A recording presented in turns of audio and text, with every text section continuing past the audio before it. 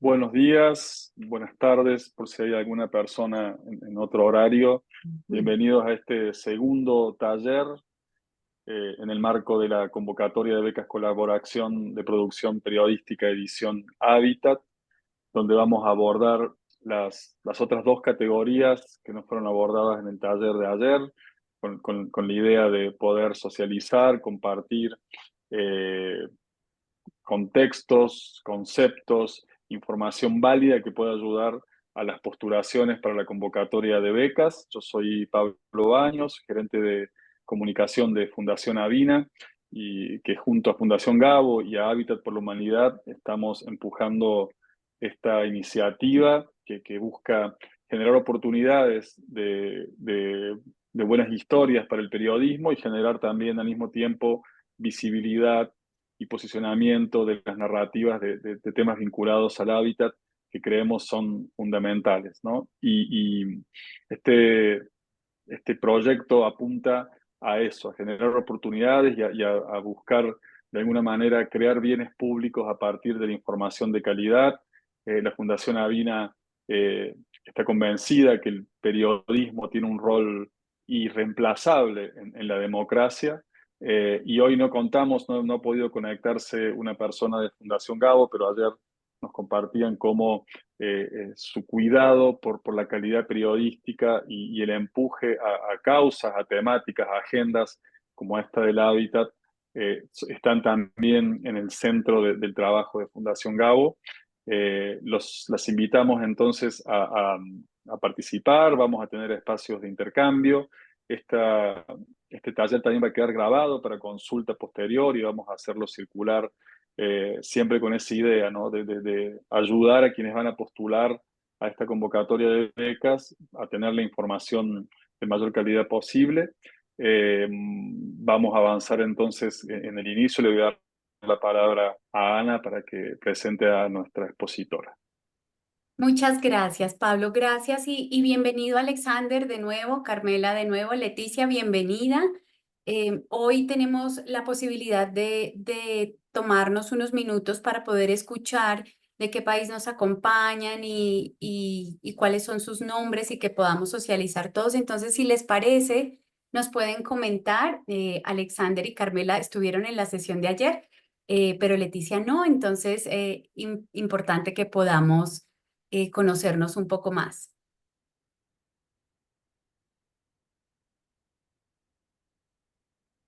O si quieren, también pueden escribir por el chat del país del que nos visitan. Ahí Muchas creo que gracias. tenemos que habilitar para que puedan hablar, ¿verdad? Sí, es correcto, Pablo. Ah, ok, perfecto.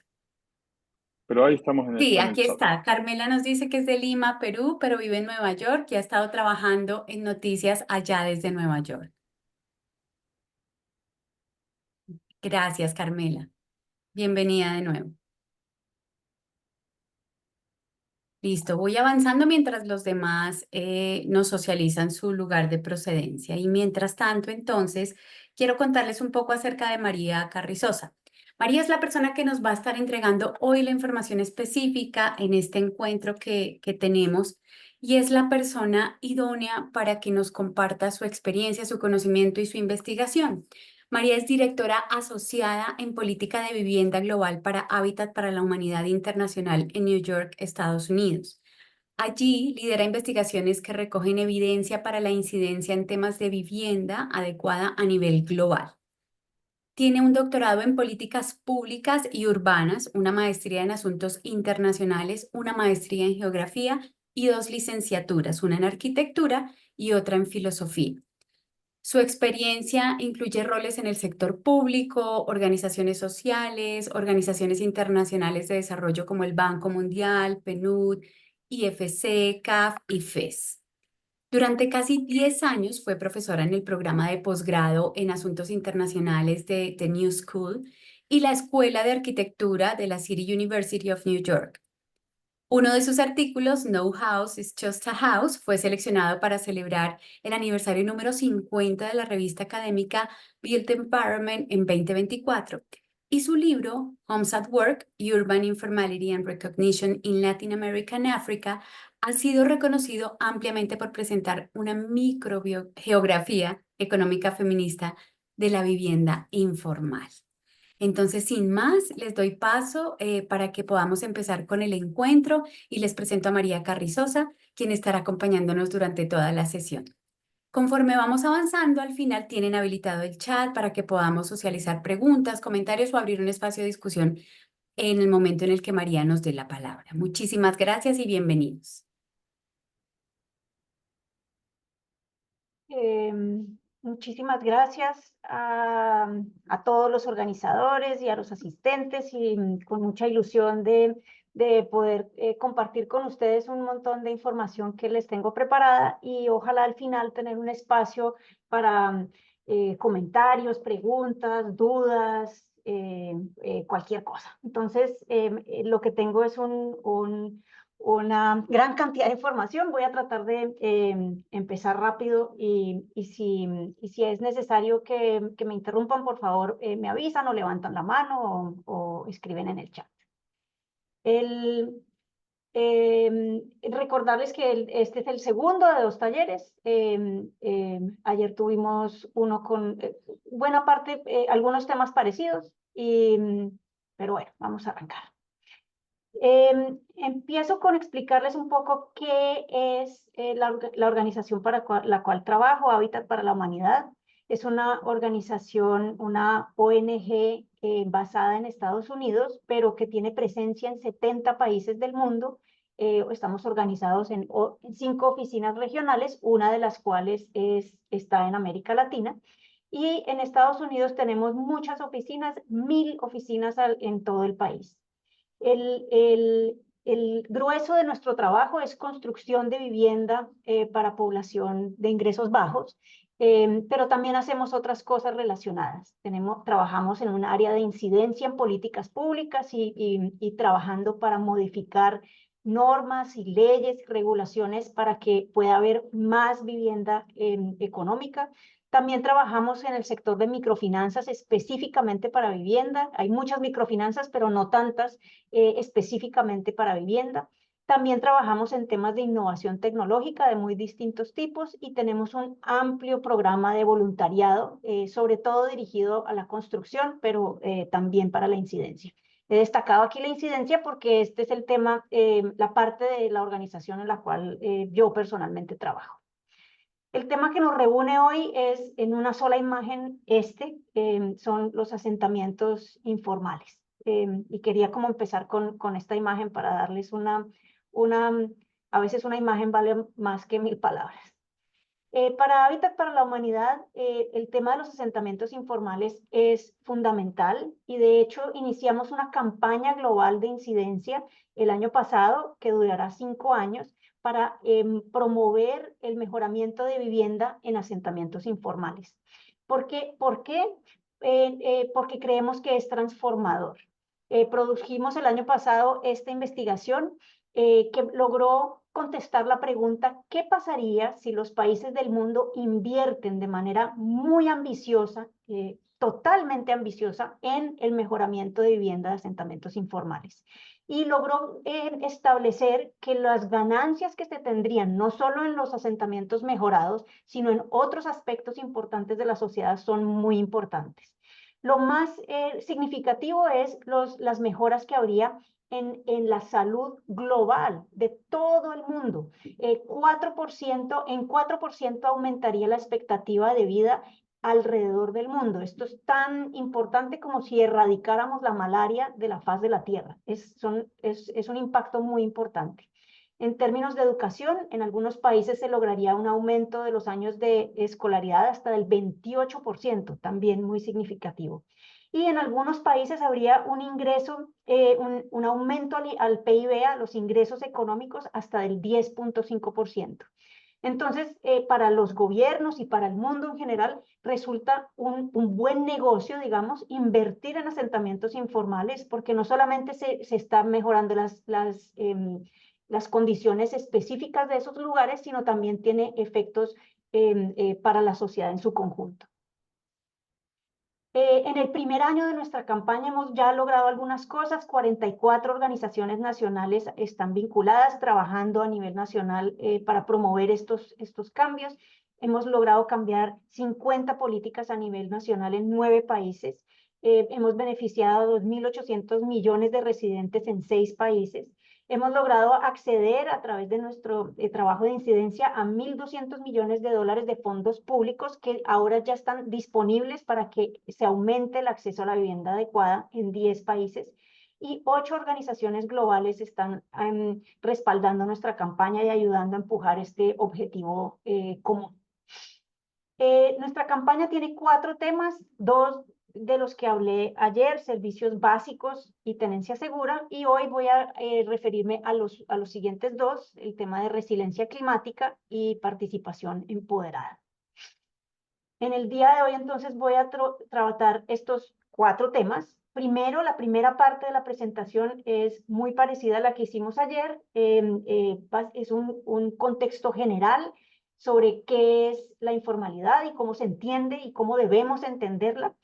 Me perdonan, pero no actualicé esta diapositiva. El segundo tema es resiliencia climática, el tercer tema es participación empoderada y el cuarto, algunos mensajes para periodistas. Entonces, inicio de una vez con la parte introductoria más conceptual y general. Trataré de hacer mi presentación de esta primera parte en 3 secciones. Primero hablar de los prejuicios, luego hablar de las definiciones, o sea, qué creemos que es la informalidad, qué es lo que realmente es la informalidad, y algunas estadísticas, algunos números, cómo se mide la informalidad. Entonces, empecemos con los prejuicios. Se dice y se cree que lo informal es sinónimo de pobreza, que lo informal es sinónimo de ilegalidad o criminalidad, que lo informal es desorganizado, sucio, feo. Se cree que no existe informalidad en los países ricos del norte global, sino solamente en los países pobres o de ingresos medios del sur global. Se cree además que lo informal es marginal, es muy pequeño, es casi anecdótico. Pero nada de esto es cierto, todo esto es falso. En realidad, hay a veces riqueza escondida en los fenómenos informales. No todo lo que es informal es ilegal, por supuesto hay algunas cosas que son ilegales, pero no todo. De hecho, hay algunas normas informales que funcionan bien y que no vale la pena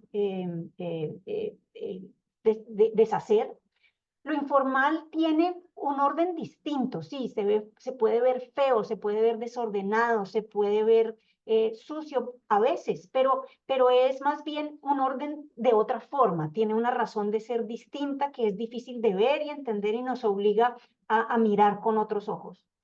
Hay informalidad tanto en los países ricos como en los países pobres. Hay informalidad en Europa, en Estados Unidos, en la ciudad donde vivo, en Nueva York, hay informalidad y barrios informales. Lo hay, está menos visible y menos prevalente, pero de todas maneras también existe.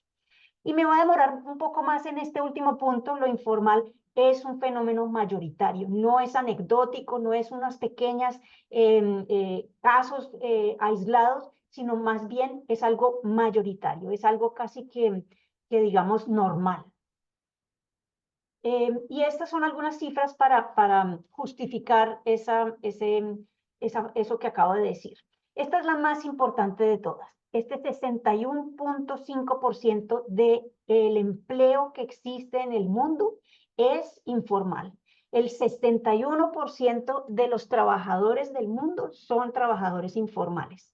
Este es una estadística de la Organización Internacional del Trabajo, a la que se llega a través de información que proveen las oficinas estadísticas, nacionales estadísticas. Entonces, es una definición internacional, hay un acuerdo alrededor de ella y ya es posible establecer que la informalidad laboral es mayoritaria.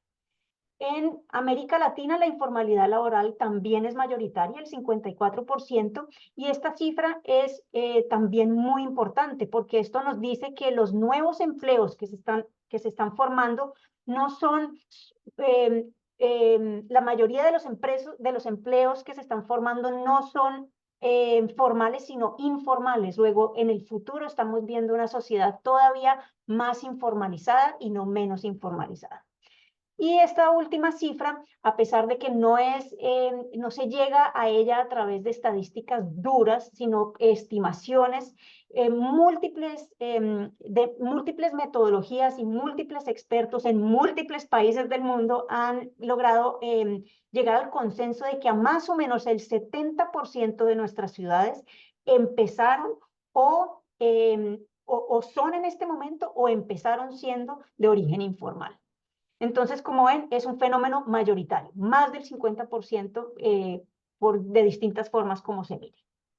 Voy a empezar entonces ahora en el tema de las definiciones y me voy a referir a definiciones de dos estilos. Por una parte, definiciones que vienen desde el ámbito de la economía y luego definiciones que vienen desde el ámbito del entorno construido, de lo que vemos, los edificios, las ciudades. Entonces empiezo un poco con la perspectiva desde la economía.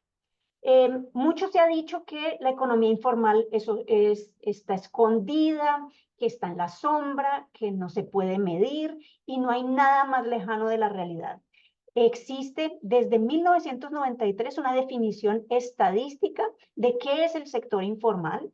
Y esa definición estadística permite conectar las cifras del sector informal con lo que se llama el sistema de cuentas nacionales. El sistema de cuentas nacionales permite establecer la contribución de cada parte de la economía a la economía de un país, al PIB. Entonces, no solamente se mide, sino además se sabe cuánto ayuda la economía informal a hacer crecer la economía general de un país.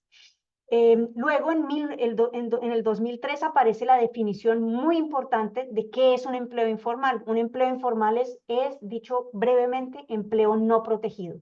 Empleo que no tiene salud, que no tiene pensión, que no tiene cesantías, simplemente el ingreso no muy estable y que no tiene ninguna protección. Eso es la definición de empleo informal. ¿Ven este círculo desplazado hacia la derecha? Y eso quiere decir que existe empleo informal, no solamente dentro de la economía informal, sino también fuera de la economía informal. O sea, hay empleo informal dentro de la economía formal. A través de la historia y especialmente desde 1970 se ha pensado y se ha definido qué es la informalidad de muy diversas formas y a veces esas definiciones no están de acuerdo, sino se empiezan a chocar. Por eso esa es una de las razones por las cuales es tan difícil este tema y es difícil que nos pongamos de acuerdo, porque distintas formas de pensar la informalidad llegan a distintas conclusiones de qué hay que hacer con ella. Entonces voy a hacer un paseo muy, muy rápido sobre las principales 5 escuelas de pensamiento que hay sobre la informalidad, explicando qué creen que cada una que propone que sea la receta para combatir la informalidad o qué se debe hacer en frente a la informalidad. Al inicio se pensaba que la informalidad y la formalidad eran dos áreas de la economía totalmente separadas y que lo que se podía hacer para disminuir la informalidad era crecer la formalidad. Eso quiere decir más industrialización, construir más fábricas, crecer la economía, dar más empleo formal. Y de esa manera, entre más crecimiento económico, más industrialización, iba a reducirse y hasta ser inexistente la informalidad. Por eso se construyeron tantas fábricas en la industrialización. Muchas ciudades aparecieron donde fábricas estaban ofreciendo trabajo. Entonces, la receta del dualismo es más crecimiento económico, más industrialización. Luego viene el estructuralismo, que dice que el dualismo está equivocado, porque no se trata de crecer más la economía, porque cuando se crece más la economía, a medida que se avanza la globalización y la competitividad, entre más desarrollo capitalista, digamos, haya, más profundas son las cadenas de tercerización laboral, y entonces al final de esas cadenas hay trabajadores muy, muy vulnerables que están sosteniendo ese crecimiento económico. Por eso traigo a referencia esta imagen de Nike, donde al final en la maquila hay unas condiciones de trabajo muy difíciles. Entonces los estructuralistas dicen, la receta no es más crecimiento económico y más industrialización, sino más reglas, más protecciones sociales, unos gobiernos que sean más estrictos con el sector industrial. Más reglas es lo que se necesita para acabar la informalidad. Luego llega el legalismo, sobre todo en voz de Hernando de Soto, el economista peruano, y aquí el legalismo dice que ninguna de esas otras formas, recetas anteriores, era correcta. Si crecemos más la economía, no disminuimos la informalidad. Si ponemos más reglas, va a ser incluso peor, porque entre más reglas se pongan, más amplio es el ámbito para poder incumplirlas, más difícil será cumplirlas. Entonces, más reglas van a generar más informalidad. Y esta imagen nos muestra los 200 tantos pasos que tiene que cumplir una persona que quiere formalizar su vivienda en el Perú. Son demasiados pasos, demasiado costoso, demasiado difícil cumplir las normas. Entonces lo que termina sucediendo es que no se cumplen las normas, luego esas viviendas terminan siendo viviendas informales. Entonces ya vemos tres escuelas de pensamiento: más crecimiento económico, más normas, menos normas. Todas tienen una definición diferente del mismo fenómeno y una receta diferente. No me voy a referir a esta, esta escuela de pensamiento está originada en América Latina, en realidad, y la idea del voluntarismo es que no importa si más o menos crecimiento económico, más o menos reglas, en últimas, cada persona va a hacer un cálculo costo-beneficio cada vez y decide estar adentro o estar afuera de las normas. Entonces, no es una cosa de que pobres personas están excluidas de la formalidad, sino más bien cada uno a veces se beneficia de estar adentro de la formalidad y a veces se beneficia de estar en la informalidad. Todas estas formas, escuelas de pensamiento coexisten al mismo tiempo, pero definitivamente hoy en día esta es la manera como cada vez más personas están abordando el fenómeno. La idea es de un continuum. No existe nada, ni un empleo, ni una vivienda, no existe nada que sea puramente formal y puramente informal. Los negros y los blancos no existen, solo existe una gran gama de grises. Y esta forma radical de entender la informalidad, totalmente diferente, nos obliga a tener más, a entender mejor esas gamas de grises. Entonces, no simplemente binario sí, no, formal, informal, sino entendamos mejor cada una de esas etapas del proceso. Se necesita un conocimiento más granular. Eso por el lado de la economía, y ahora me voy a referir un poco al tema del entorno construido, de cómo se ven esas cosas en las ciudades.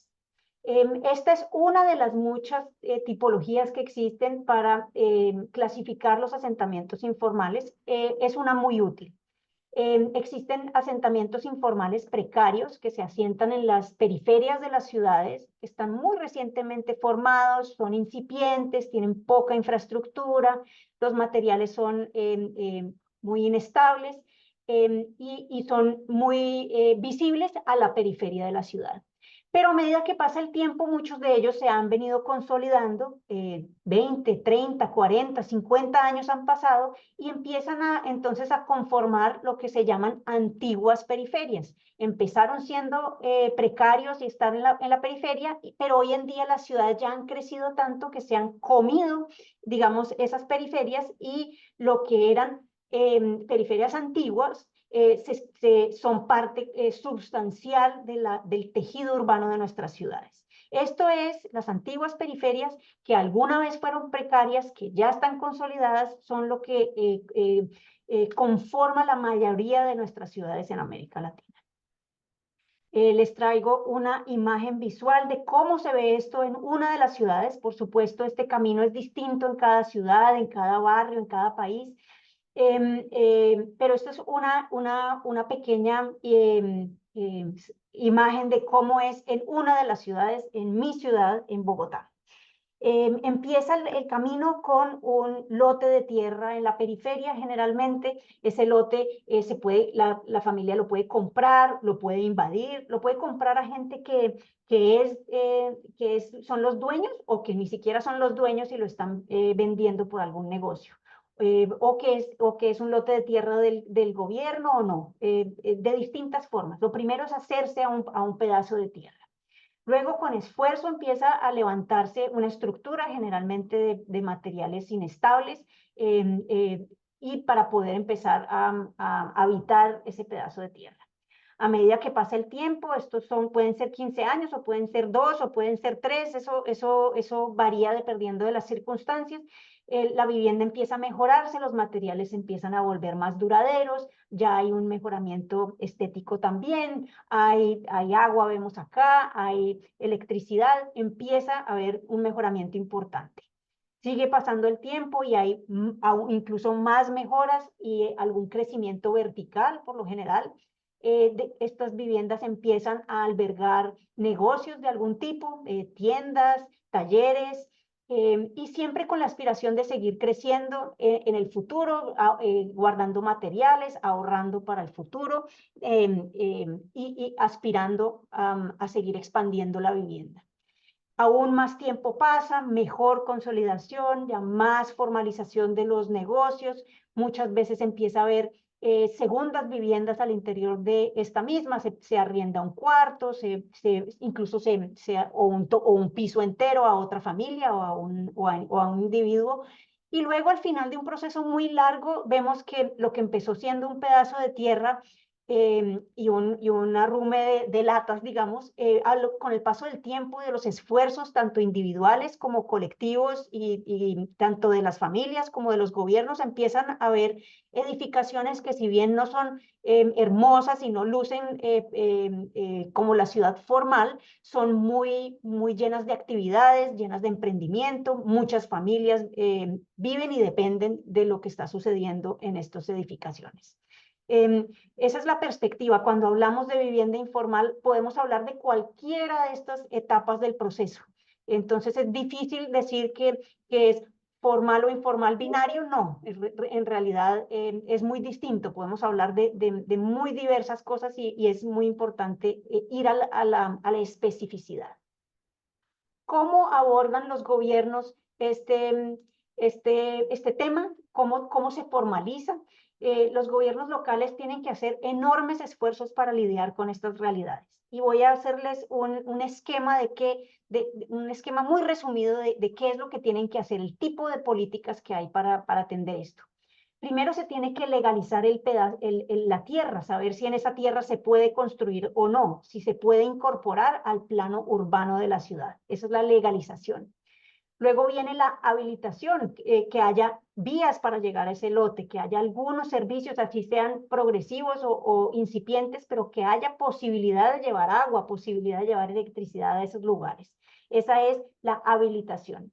Luego viene la regularización, que es la etapa en la cual el proceso jurídico en el cual la ciudad define qué es público y qué es privado, qué le compete a las familias mejorar y qué le compete al gobierno local mejorar. Luego viene una serie de políticas o regulaciones para mejorar el edificio que está sentado en esa tierra. Se titula el edificio, ya no es la titulación del lote, sino la titulación del edificio, de la propiedad. Se mejora el edificio, ya sea cosmético o estructural, o de las áreas comunes, y se reconoce. La ciudad tiene que aceptar que este edificio, que fue generado de manera informal a espaldas de las regulaciones, ya está ahí, y es necesario aceptar su existencia e incluirlo dentro de los edificios que hacen parte de la ciudad. Esa es la etapa de reconocimiento, muy difícil y muy importante. Y para finalizar, hay una serie de regulaciones que tienen que ver con el uso que tiene adentro del edificio, de ese edificio, adentro de esa vivienda. Si hay una empresa, si hay un alquiler de otra casa, si hay una industria, esa industria y ese negocio se tiene que registrar y se tiene que certificar.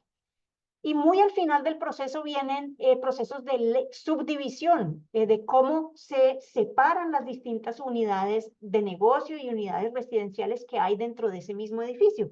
Pensemos en ese edificio de 6, 5 pisos que les mostraba antes, ya son apartamentos, cada uno puede ser operado por familias diferentes y necesitan contadores de gas, de servicios públicos, de agua, de electricidad, individuales. Eso es un proceso muy largo, muy difícil, muy incompleto. Subir esta escalera es prácticamente imposible para las familias. A veces se sube y se vuelve a bajar. Es un proceso difícil, pero es un proceso de todas maneras necesario para aceptar esa realidad urbana como un hecho cumplido.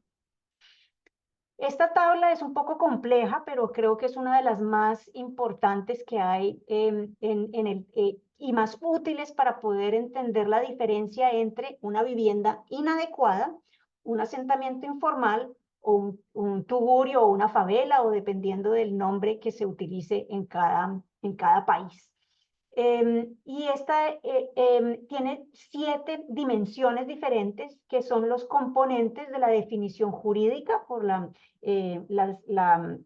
Declaración de los Derechos Universales, Derechos Humanos Universales, y también es las mismas dimensiones que tiene la definición estadística. Cada una de estas cosas se mide o se intenta medir. Entonces, las dimensiones de la vivienda adecuada o inadecuada, digamos, son que tenga acceso a agua, que tenga acceso a saneamiento, que la edificación sea de buena calidad, que haya seguridad en la tenencia, que no haya hacinamiento, que no vivan demasiadas personas debajo del mismo techo y en un espacio demasiado reducido, que sea asequible, o sea, que sea económica, que sea posible comprarla, que esté al alcance de los que la necesitan, que sea accesible en términos físicos y que tenga adecuación cultural. Otra forma de visualizar esto es esta manera. Hay algunas viviendas inadecuadas que son asentamientos informales y algunos tugurios que son asentamientos informales. Esa es como, digamos, alguna de la relación entre las definiciones y las dimensiones. De todas maneras, hay cosas que constituyen una vivienda inadecuada que no hacen parte aún de la definición jurídica y estadística y que hay que hacer esfuerzos para que sean incluidos. Por ejemplo, el tema de la sostenibilidad. Una vivienda, por ejemplo, demasiado caliente, donde no sea seguro y saludable para una familia, o una vivienda que se inunde, tampoco será una vivienda inadecuada. Este componente de sostenibilidad no está totalmente adecuadamente integrado en las definiciones. Tampoco está integrado estos temas de los desplazados o los migrantes o las personas institucionalizadas o los habitantes de la calle, de los refugios. Estos son modos de vivir inadecuados que se miden, que trabajamos sobre ellos, pero que todavía, digamos, de manera jurídica y estadística no están vinculados en las definiciones. Una pequeña bagaje de cuánta gente estamos hablando con estas dimensiones y con estos indicadores. Bueno, pues son a grandes rasgos 2.5 miles de millones de personas que viven en una vivienda inadecuada en el mundo hoy. Estos son datos recopilados por ONU Habitat de los Objetivos de Desarrollo 11, el 11.1. Esto quiere decir 1 de cada 3 personas en el mundo vive en una vivienda inadecuada. Es un tema muy, muy prevalente. Y habitantes o residentes de asentamientos informales hoy son 1.1 miles de millones de personas. 1.100 millones de personas viven en asentamientos informales hoy. Eso es 1 de cada 6 personas en el mundo. Como les decía antes, como no todo se está midiendo, no todas las dimensiones se están dividiendo. Sabemos que estos son números conservadores. Sabemos que puede que haya aún más personas en el mundo en estas condiciones. Estos retos son tan enormes que cada día tendríamos que construir, o el mundo tendría que construir 100.000 viviendas adicionales para poder satisfacer esta demanda. O tendría el mundo que recoger 16 billones de dólares para poder pagar, cubrir esta brecha de vivienda. Esto es 3 veces la economía de todos los países de América Latina. Esto es un esfuerzo enorme, enorme, enorme. ¿Cómo abordar este reto? Los gobiernos, por supuesto, tienen que tomar un rol de liderazgo. Tienen que facilitar no una solución, sino múltiples y diversas soluciones, pero todos los sectores de la sociedad deben aportar, todos, no solo el gobierno, sino todos los demás sectores, el privado, el público y el sector comunitario también. También es necesario aceptar que los asentamientos informales son soluciones de vivienda económica. Sí son lugares donde la gente puede pagar vivir. El problema es que no son adecuados, entonces toca mejorarlos.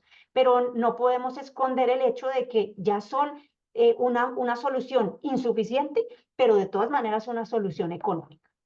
Entonces, en lugar de criminalizarlos o ignorar estos esfuerzos que hace la gente, es mejor apoyarlos y mejorar las condiciones de vida de los residentes. Y con esto he terminado la primera de los 4 puntos que quería tratar hoy. Los siguientes 3 son mucho más rápidos y menos complejos, tal vez. Quería parar un momentico a ver si hay alguna pregunta, algún comentario o si sigo adelante.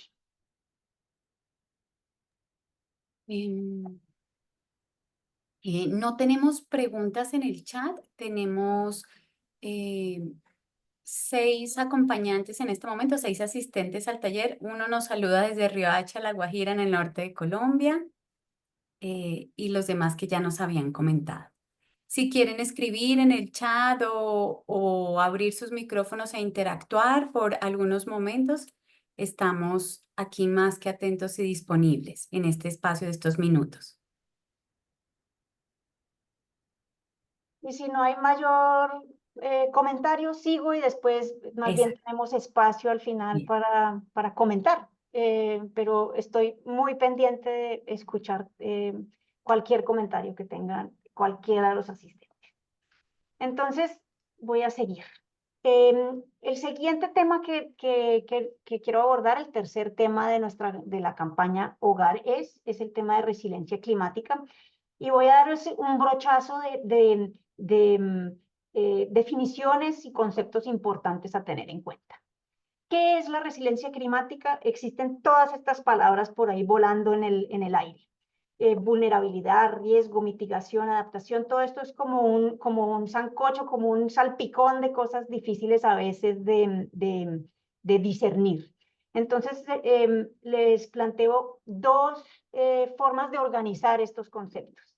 Esta es la primera. El riesgo es la sobreposición de estas 3 condiciones. Una amenaza, por ejemplo, viene una inundación, es una amenaza.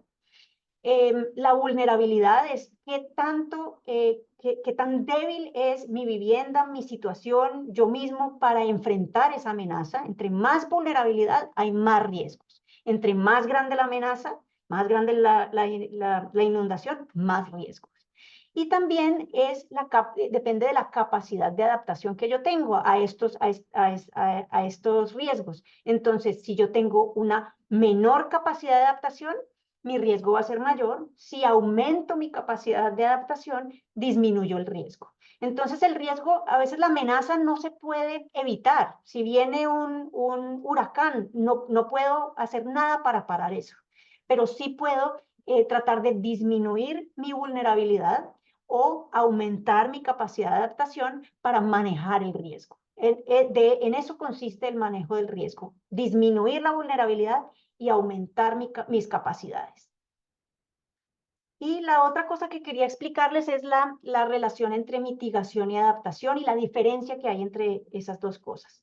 Por un lado está la mitigación y se trata de reducir las emisiones de carbono que contaminan la atmósfera y que generan más y más extremos climáticos a medida que avanza el tiempo.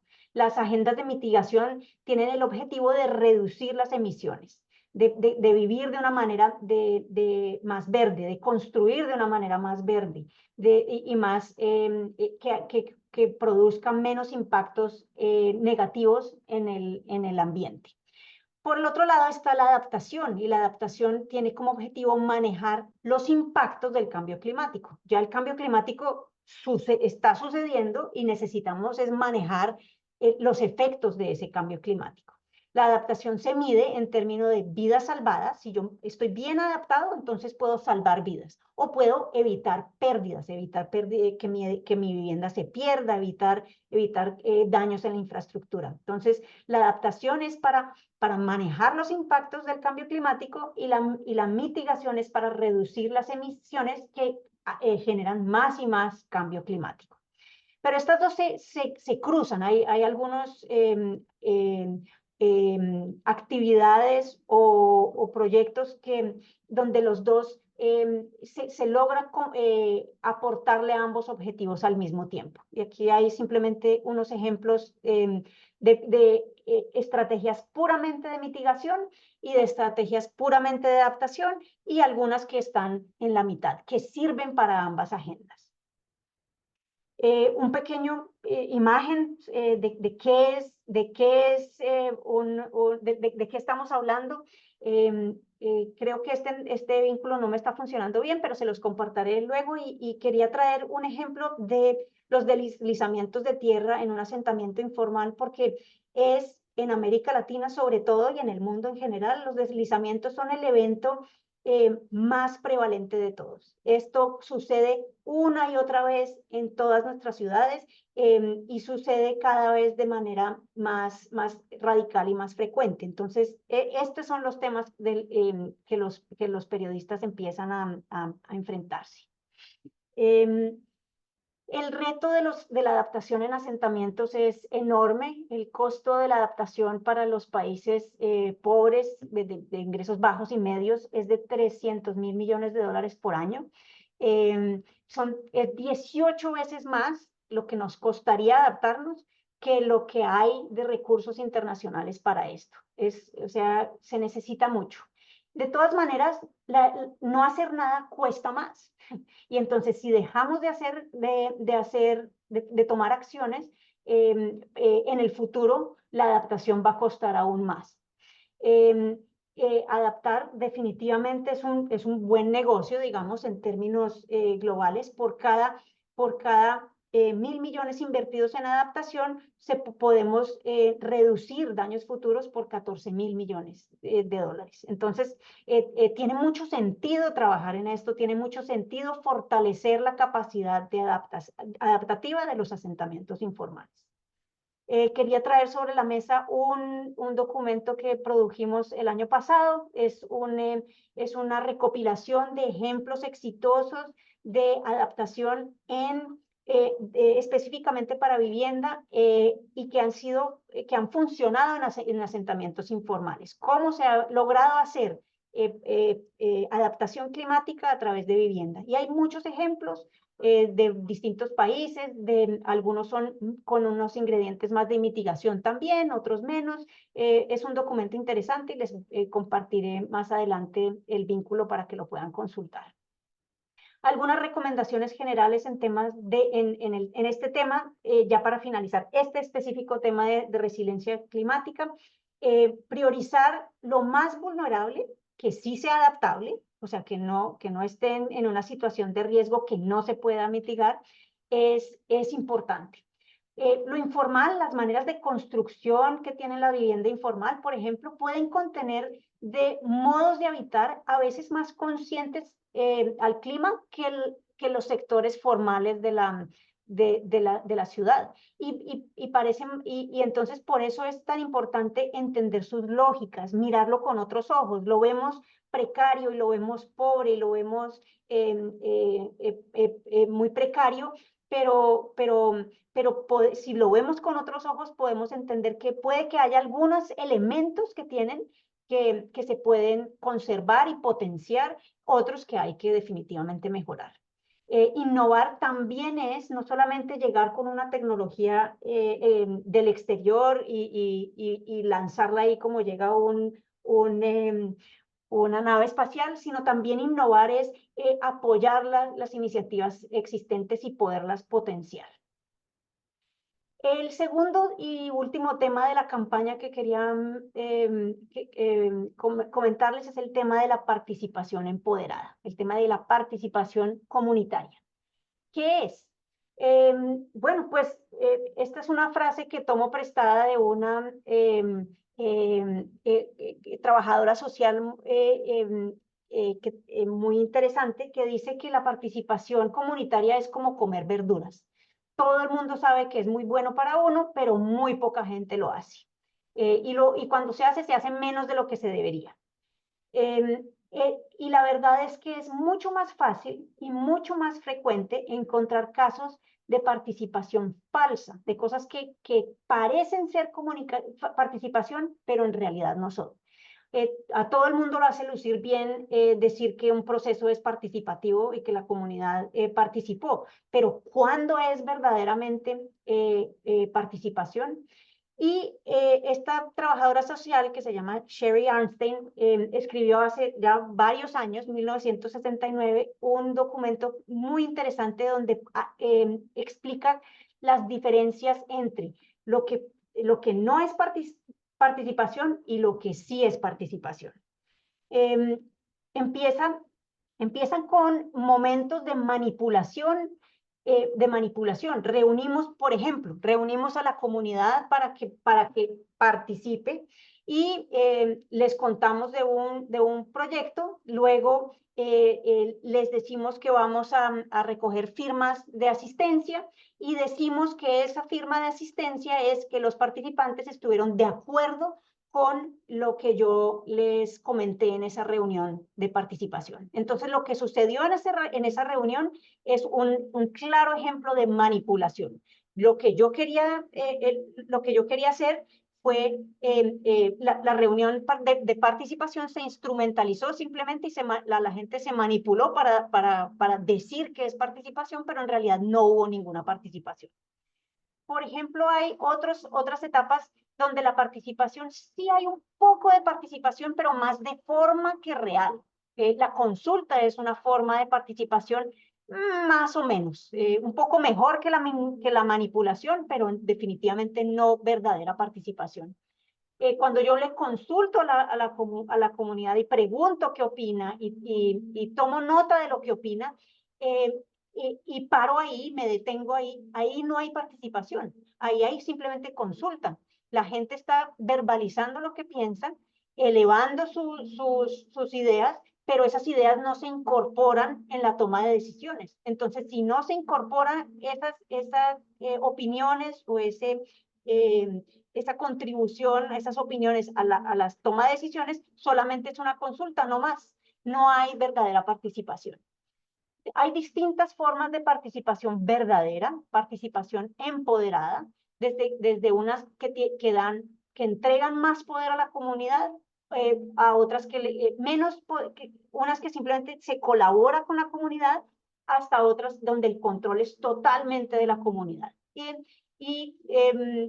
Como vemos, hay 7, 8 niveles de participación, desde unos que parecen participación pero no son, a otros que verdaderamente son participación. Entonces, cuando se habla de procesos participativos, creo que es muy importante que los periodistas entiendan y puedan discernir y cuestionen, ¿esto es verdadera participación? ¿Es participación empoderada o no? ¿O es simplemente un formalismo y algo que parece o que se está pintando de participación comunitaria?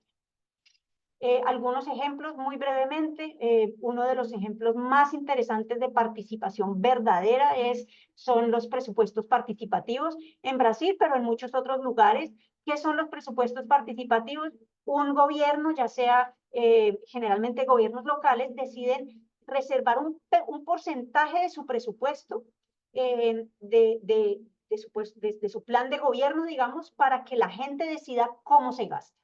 Entonces, ahí ya hay una entrega total del control a la comunidad de cómo se debe invertir esos recursos. De eso se tratan los presupuestos participativos. Otro ejemplo viene de la red Slum Dwellers International, que les había contado ayer. Esta es una red muy interesante que entre las muchas cosas que hacen mapeo y autocenso, autoenumeraciones de sus propias poblaciones. Los residentes de asentamientos informales son los que mapean sus barrios, que no existen por lo general en los planos oficiales de la ciudad, y también hacen entrevistas casa a casa para levantar información socioeconómica de cada residente, y esa información es claramente empoderadora. Les sirve a ellos para conocerse mejor y para también en sus luchas o demandas por más servicios frente a los gobiernos. Otro ejemplo, y es el último, viene de la coalición de derechos de hábitat de Asia, pero también hay ejemplos en otras partes del mundo y por toda América Latina. Es el diseño participativo, donde la comunidad se reúne y discute dónde es mejor poner las cosas. ¿Este parque es mejor acá, sí o no? ¿Por acá necesitamos un camino peatonal, sí o no? Y la labor del arquitecto en ese caso, o del planificador o del urbanista, no es decidir y pintar en un plano cómo son las cosas, sino más bien canalizar la sabiduría local de la comunidad y traducirla a documentos técnicos que se puedan ejecutar. Entonces, esos eran los 4 temas. Ayer hablamos de estos 2, hoy hablamos de estos 2, y con eso pues queda más o menos como culminado el paneo por los 4 temas de la campaña. Y quería, antes de terminar, como dejarlos con algunos mensajes, unos mensajes específicamente para los periodistas, para la labor del periodista. El primero es que es necesario cambiar la manera de ver y entender los asentamientos informales. Lo informal puede ser organizado y estructurado a pesar de que no se vea así. Entonces tenemos que tomarnos tiempo para entender sus lógicas, tenemos que ser capaces de escuchar, de verdaderamente escuchar para poder ver con otros ojos. Y ahí es como despertar nuestra alma de investigadores. Valorar tanto cualitativamente, digamos, con palabras positivas, como cuantitativamente, con números, los aportes que hace las comunidades y residentes de asentamientos informales para poder trabajar con ellos. También es muy importante poder detenernos un poco y tratar de pensar más despacio. No apresurarnos en tomar decisiones, mirar una cosa y decir, uy, esto es terrible, esto es pobre, esto es vulnerable, y también ir más allá uy, no, esto es muy complejo, esto es muy enredado. Nuestras piezas de comunicación que simplemente concluyen esto es complejo, no suman y no aportan verdaderamente a la conversación. La narrativa debería desplazar totalmente, cambiar el chip de ver estos lugares como nidos de crimen y violencia y desorden, y más bien destacar manifestaciones culturales e historias de vida que existen ahí, y historias de espíritu comunitario, de emprendimiento, de solidaridad, porque el cynicismo, no, este problema es muy grande y no podemos hacer nada con ello, o decir, no, esto es muy complejo y parar ahí, no ayuda, no nos ayuda a cambiar el discurso. El mensaje, digamos, que de fondo para los periodistas a través de este taller es que los gobiernos sí tienen responsabilidad, pero no pueden resolver todos los problemas por su cuenta. Las comunidades están muy estigmatizadas y están siendo muy ocupadas para solucionar por sus propios medios sus condiciones de vida. Entonces, cuando llegamos como periodistas a este tema, sería bueno tratar de conectar esas dos cosas, ayudar a que se comuniquen mejor y que se comuniquen en términos positivos, en términos propositivos, y no solamente como estos son crímenes, nidos de violencia y de crimen y de problemas que no podemos solucionar, sino más bien aquí hay oportunidades para que podamos encontrarnos y unir esfuerzos para la mejora de las condiciones. Y con esto creo que termino y me encantaría poder escuchar de los asistentes si hay algún comentario o duda o desacuerdo.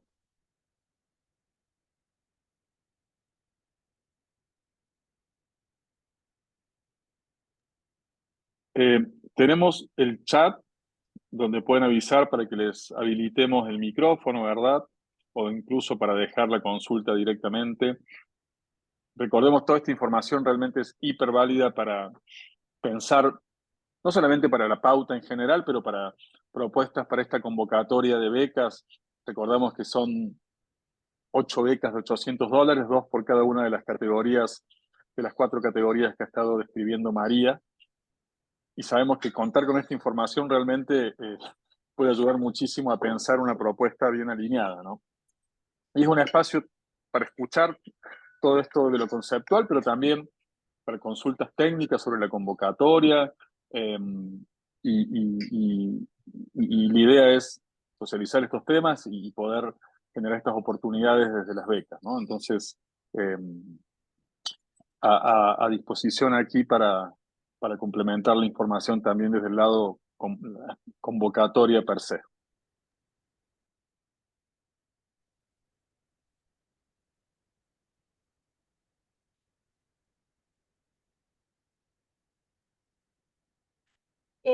Carmela, gracias por tu pregunta. Por supuesto, se ha hecho muchísimo en América Latina.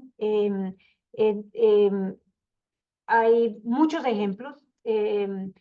Uno de los más interesantes que reúne, digamos, ejemplos de diseño participativo de distintos países es la red HIC, Habitat International Coalition. Ellos son una organización internacional, pero en América Latina son muy, muy fuertes. Han hecho recogido muchísimas experiencias. Está el ejemplo lo que hace el método participativo de la cirugía de casas, por ejemplo, que la promovió extensamente en Cuba, el arquitecto de la comunidad, donde la idea de ese método es que el arquitecto no sea un técnico que hace un dibujo de una vivienda y se la pasa a la familia, sino que tiene el arquitecto sea un servidor de la comunidad, escucha las necesidades, las expectativas y las contrasta con las posibilidades. De hecho, en Cuba, el arquitecto de la comunidad es una carrera paralela a la de, a la de arquitectura. O sea, hay arquitectos convencionales y arquitectos de la comunidad. Hay otros ejemplos, son tantos, casi que sería como conectar con arquitectos y planeadores urbanos tradicionales, que los hay tradicionales, pero los hay con digamos, vocación de servicio social y conocimiento técnico de cómo facilitar procesos participativos. Otra tecnología que también se ha usado mucho en América Latina es la matriz de opciones. Entonces, los arquitectos o los diseñadores lo que hacen es producir no un diseño, sino una serie de posibilidades y llevan esas posibilidades de diseño a la comunidad y la comunidad discute con base en esas distintas opciones que son todas viables, pero que tienen sus máses y sus menos, y entonces en el taller comunitario lo que se hace es elegir la mejor de esas opciones. Sí, por supuesto que hay muchísimos y esta pregunta me hace pensar que, mencionar que voy a recopilar una serie de vínculos, de referencias por si acaso, de cosas interesantes en este tema. Tenemos otra pregunta de Leticia. ¿Cuáles serían los elementos para que los periodistas identifiquen la participación comunitaria / ciudadana falsa? Pues yo creo que es difícil decir que esto es una receta científica, porque pues no es una receta científica poder identificar eso, pero creo que es importante, primero que todo, ser conscientes de que hay distintos tipos de participación, y mi objetivo con traer esa escalera de participación era mostrarles que hay muchos intereses de muchos agentes en hacerse lucir participativos. Pero que sí, pero para que se logre una verdadera participación, sí, o sea, el primer elemento que ayuda a identificar es saber, ser consciente de que no todo lo que dice ser participación es participación. Eso es lo primero. Y conocer el proceso, saber si primero se escuchó lo que tenía la comunidad para decir. Eso ya lograría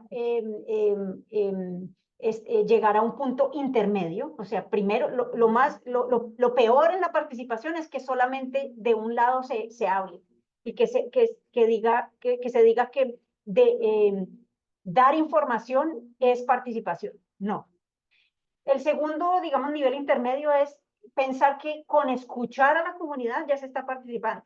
Eso tampoco es verdadera participación. Para que haya verdadera participación hay que integrar esas ideas que vienen de la comunidad dentro de la decisión. Entonces, si hay algún elemento que compruebe que realmente lo que dijo la comunidad, lo que opinó la comunidad, se integró en la toma de decisiones, ahí ya hay indicio de que hay una participación verdadera.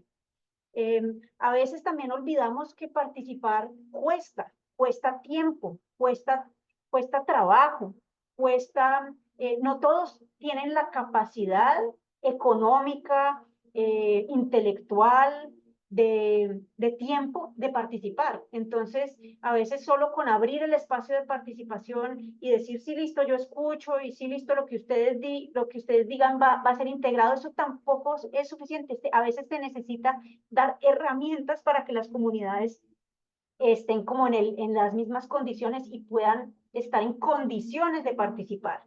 Muchas veces se hace, por ejemplo, que en reuniones comunitarias donde se quiere empoderar a la participación, se ofrece personas que puedan cuidar a los niños, por ejemplo, para que las mamás o los adultos que tengan que cuidar a niños puedan enfocarse en la participación, sabiendo que sus niños están siendo cuidados. O dependiendo de la hora en que se convoca una reunión de participación, va a definir si va a haber más mujeres o más hombres en la reunión. Si se hace una reunión en horarios laborales, entonces todos esos que trabajan en horario laboral no van a poder participar.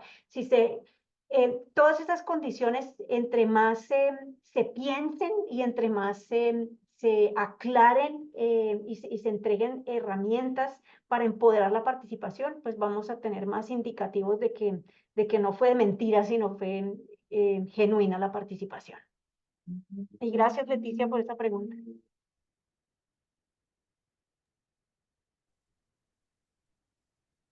No sé si alguno de los demás tiene alguna pregunta adicional.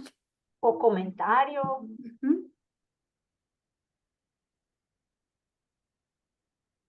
O si de pronto alguno de los participantes, de los panelistas, tienen algún comentario adicional que consideren relevante para compartir con los asistentes al taller.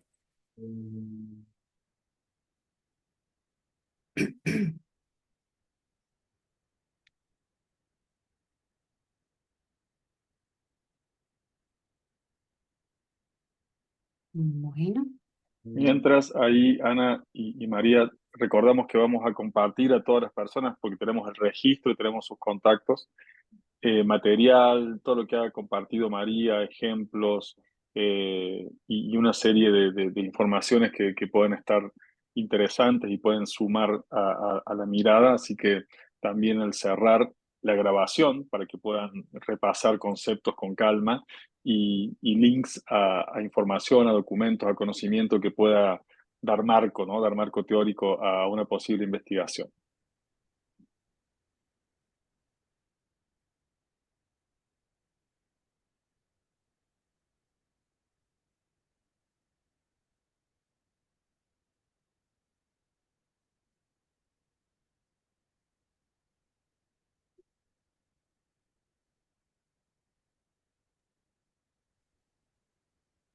Igual, si no tenemos consultas, para que no quede en la grabación un bache de silencio, podemos también liberar. Sabemos que es un esfuerzo tomarse una hora en el ejercicio del periodismo, salir de lo que están prestando atención todo el tiempo, seguramente mensajes acumulados y demás.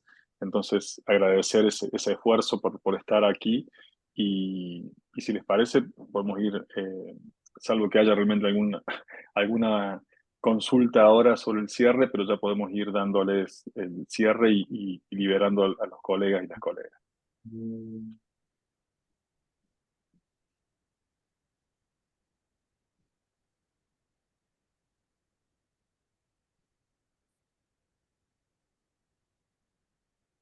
Bien, creo que podemos entonces cerrar. Muchísimas gracias, María. Las dos jornadas, cátedras, una atrás de otra, lunes y martes, un gran comienzo de semana ha sido. Agradecer a todas las personas que se conectaron. Gracias, Ana, ahí por ayudarnos también en la llevada de la conversación. Y liberamos ya, lo que queda ahora es postular a la convocatoria y seguir, acompañar también esta campaña que nos propone Hábitat por la Humanidad. Muchas gracias a todos. Feliz día. Gracias, chao. Gracias. Adiós. Adiós.